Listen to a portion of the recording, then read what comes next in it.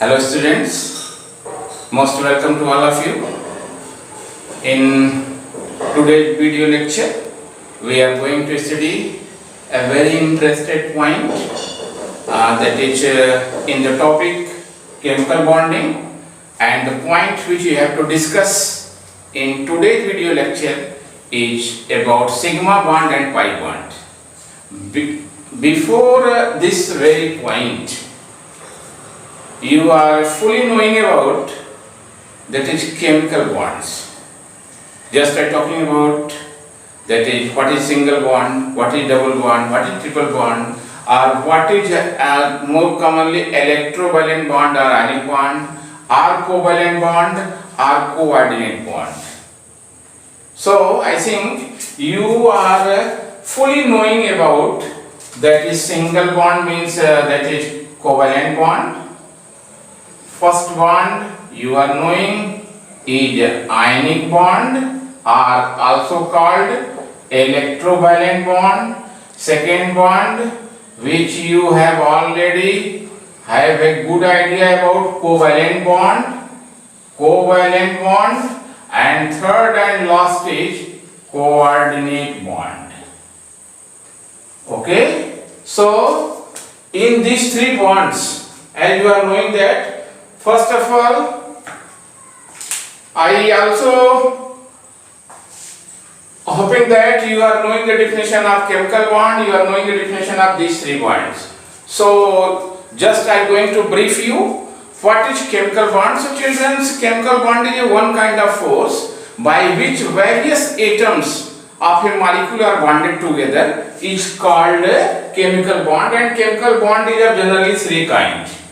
That is ionic bond or electrovalent bond, covalent bond and coordinate bond. So in ionic bond generally you have seen that such type of transfers of ions take place between two atoms and resulting the formation of ions A plus and B minus. Similarly, in the formation of covalent bond, there is a mutual sharing of electron between the atoms. If the sharing of electron between two atoms is of 2 electrons, the resultant bond is called single bond. And if the sharing of electron between two atoms A and B is of 4, each of 2, each atom having 2 but total number of electrons taking part in sharing is 4, the bond formed is called double bond. Similarly, if total number of electrons taking part in sharing is 6, means 3 electrons of each atom A and B suppose, then the bond formed is called triple bond, and the single, double and triple bonds are the examples of covalent bonds. Similarly, one bond that is coordinate bond are also called dative bond.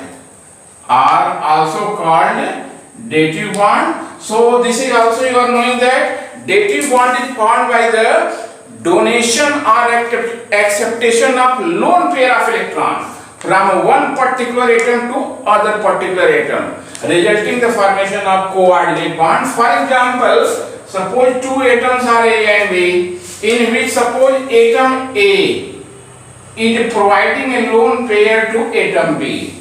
Then the bond formed between A and B is denoted as A to B. A tends to B, in which atom A, since atom A is donating 2 electrons, so atom A is called a donor atom, and atom B is accepting lone pair or accepting 2 electrons, so it is called acceptor atom. And the bond formed between the two atoms A and B, in this case dative bond or coordinate bond, is denoted by arrow, and the direction of arrow should be from donor to acceptor. Okay. Similarly, vice versa, you can represent suppose A, B. In the case suppose B is donating a lone pair to A, suppose this is donating, then the bond formed between A and B will be represented as. Okay. So in this case, B will be the donor atom and A will be acceptor atom, and the bond formed will be called coordinate bond. So you neatly aware of these bonds, but today our main emphasis, our main focus to know what are the sigma bonds and pi bonds. So children, to know about sigma and pi bond, you have to understand one important point, that is what is overlapping. What is overlapping? So listen sincerely. Overlapping is what? So mutual merging or mutual merger of two half-filled atomic orbitals is called overlapping. Listen, merger, this word, the mutual merging or mutual merger of two half-filled atomic orbitals. Half-filled means this position. One should be as such, then other orbital should be as such.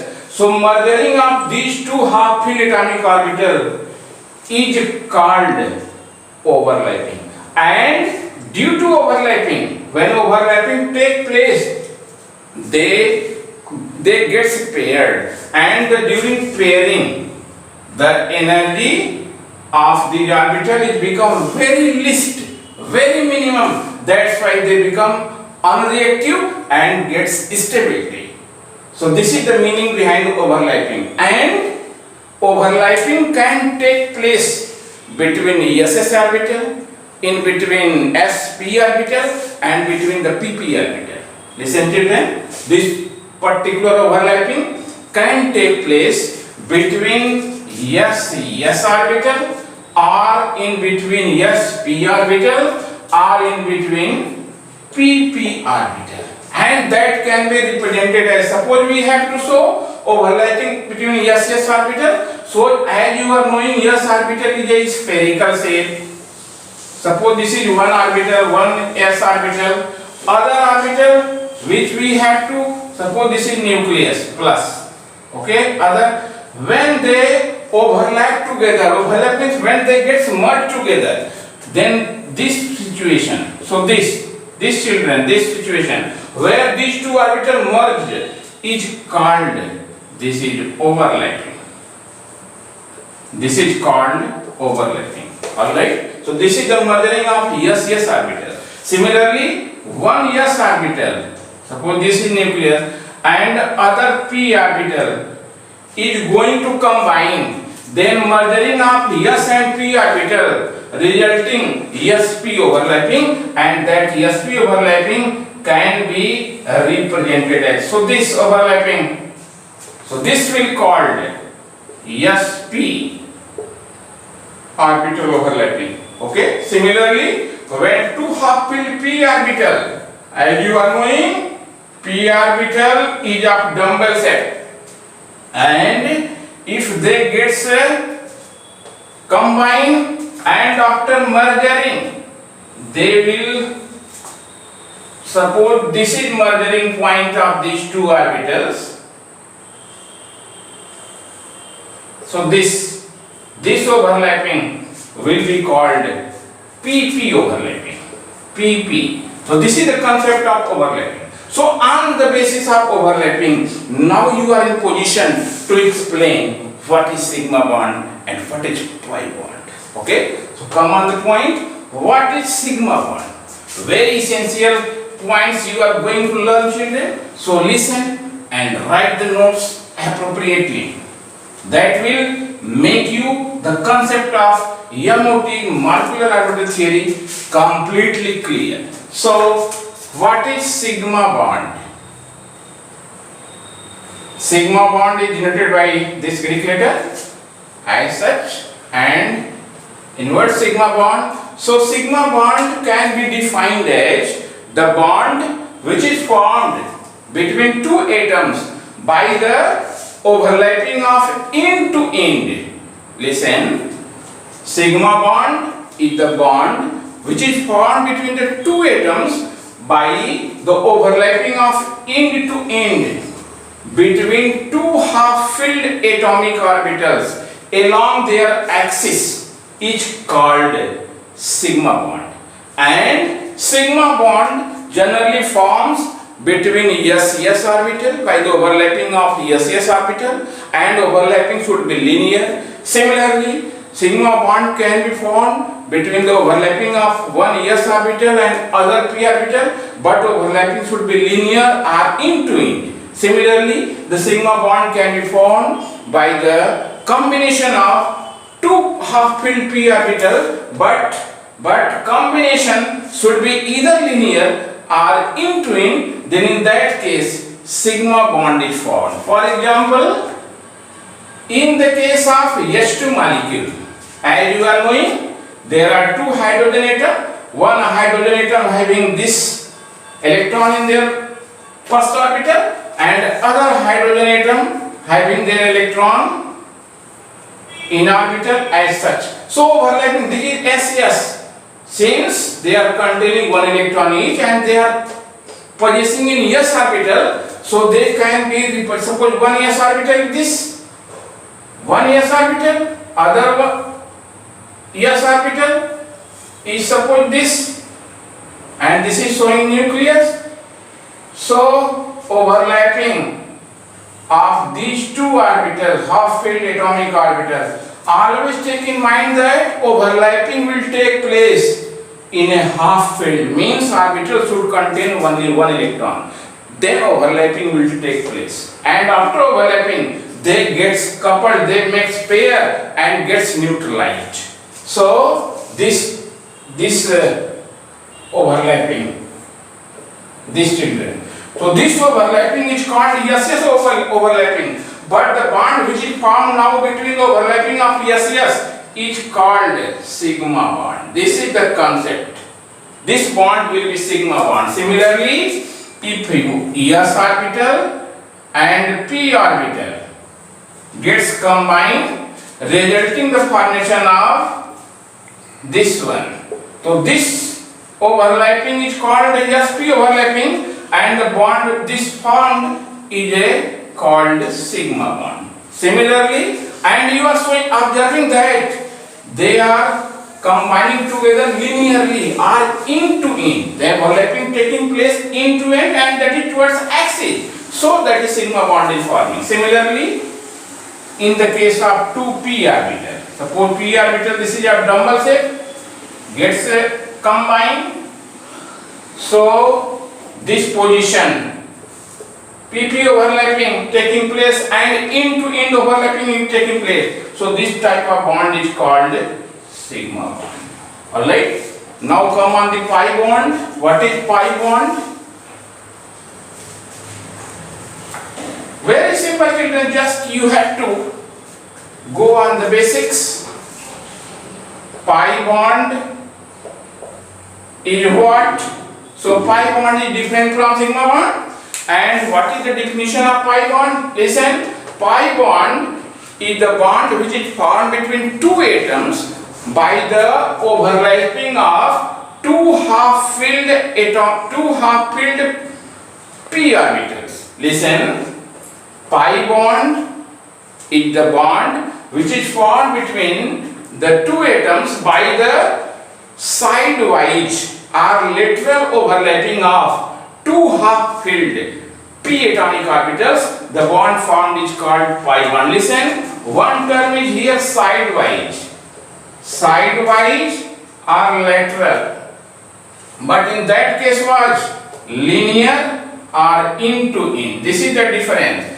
And one more thing, pi bond is formed only between pp orbitals, and this type, this, suppose this is one p orbital, suppose this is another p orbital, alright, and according to the definition, they are formed by the sidewise overlapping or by lateral overlapping, means overlapping should be as such.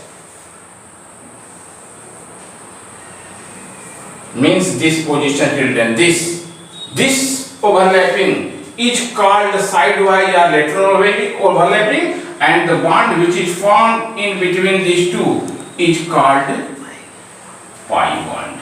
Okay, this is the means, and this is the difference. Here the overlapping take place sidewise or bilateral, while in the case of sigma the overlapping take place linearly or that is end-to-end. Now come on the point, what is the main differences between sigma bond and a pi bond. Listen, children, some important definitions, some important differences. So first difference is what? Sigma bond is formed by the linear or end-to-end overlapping of two half-filled atomic orbitals, and pi bond is formed between the two atomic orbitals by lateral or sidewise overlapping of half-filled p atomic orbital. Second difference, sigma bond is a stable and unreactive bond, while pi bond is a unstable and reactive bond. Okay. Third point you can take, sigma bond can form between SS, SP and PP orbitals, while this pi bond is formed only between PP orbital. Next difference, sigma bond is generally found the compounds which are singly bonded, means, and the compounds which are singly bonded generally possesses substitution reaction, while the pi bonds are generally exist in those compounds which are containing double bonds, and if containing double bonds they possesses addition reaction. And one more difference you can say, the energy which is required to break sigma bond is 83 kilocalorie. Must remember, the energy which is required to break a sigma bond is 83 kilocalorie is required, while the energy required for breaking of pi bond is generally 65 kilocalorie is required. So children must remember, this is a very crucial point. Sigma and pi bond overlapping, sigma and pi difference. So these are the very important and crucial point for you, so must remember. And one thing I want to tell you, how the sigma or pi bond can be determined in compounds. So suppose we have to find sigma and pi bond in this very compound, that is tetracyanoethene. Tetracyanoethene, suppose compound is given, we have to find sigma. So first draw the structure of this very compound, C double bond C and C triple bond N and C triple bond N. Similarly, this is C triple bond N and C triple bond N. So must remember, in single bond sigma bond is found. If double bond is there, one sigma and one pi is found, while in triple bond 2 pi and 1 sigma is found, while in coordinate bond is also considered as a sigma bond. Must remember, these are the crucial points. Sigma bond is single bond, double bond 1 sigma 1 pi, triple bond 2 pi 1 sigma, and in coordinate bond is also considered as a sigma bond. So on this basis, on this knowledge, you can now trace it. So this is pi and sigma, sigma, sigma, pi, sigma, pi and sigma. Similarly, sigma, sigma. This is what? Pi, sigma, pi and sigma. So now you can count how many sigma and how many pi's. So 2, 2, 4, 6, 7, 8, 9. So sigma and pi both having 9. The number of sigma bond and number of pi bond in this case is 9. So by this method you can easily find the sigma and pi bond. So children, this is all about sigma and pi bond, and in next lecture I will provide you a precise and relevant notes on hydrogen bonding, hybridization and resonance. So that's all about. All the best. Thank you very much.